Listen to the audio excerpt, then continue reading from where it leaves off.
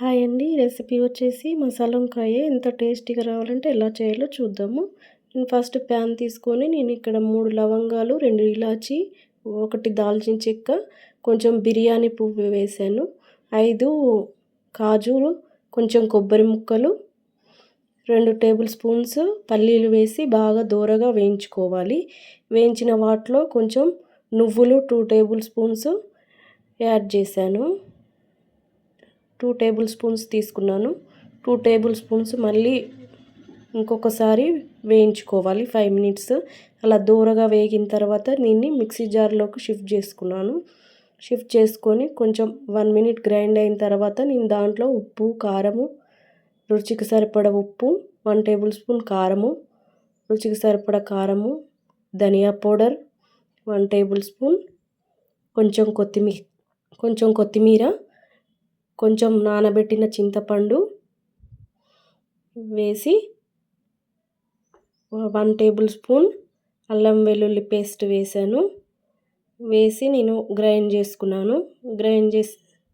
మూత పెట్టి గ్రైండ్ చేసుకున్నాను. గ్రైండ్ చేసిన మసాలా ఇలా వచ్చిందండి. ఈ మసాలాను ఒక బౌల్లోకి తీసుకోవాలి. తీసుకున్న తర్వాత నేను మసాలా వంకాయ కోసం నేను ఇక్కడ 1/2 కేజీ నల్ల వంకాయలు తీసుకున్నాను. ఇలా మసాలా వంకాయకు కాడలు కట్ చేసి మసాలా స్టఫింగ్ కోసం నేను ఇలా కట్ చేసి పెట్టుకున్నాను. ఇవి సాల్ట్ వాటర్లో వేసుకున్నాను. కట్ చేసుకొని పుచ్చులు లేకుండా చూసుకుంటూ సాల్ట్ వాటర్లో వేసుకున్నాను.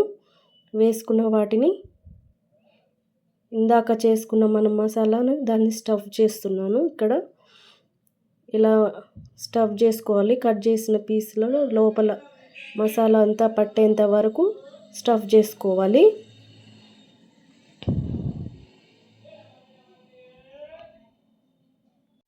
ఇలా అంతా అన్నిటికీ ఇలా మసాలా అంతా స్టఫ్ చేసుకొని నేను ఒక ప్లేట్లోకి పెట్టుకున్నాను. ఇగో మిగిలిన మసాలాను గ్రేవీ కోసం బౌల్లోనే ఉంది. ప్యాన్ తీసుకొని 4 టేబుల్ స్పూన్స్ ఆయిల్ యాడ్ చేసుకున్న తర్వాత జీలకర్ర, ఆవాలు వేసాను. అవి వేగిన తర్వాత 2 పచ్చిమిర్చి కట్ చేసి వేసి కొంచెం కరివేపాకు వేసి వేగిన తర్వాత మనం కలిపి పెట్టుకున్న మసాలా వంకాయలను పీసెస్ వేసాను. దాంట్లోనే మసాలా కూడా వేసేసి ఇలా ఆయిల్లోనే ఫ్రై చేసుకోవాలి. ఫ్రై చేసుకొని ఇలా కలుపుకున్న తర్వాత 10 మినిట్స్ కొంచెం మగ్గేంత వరకు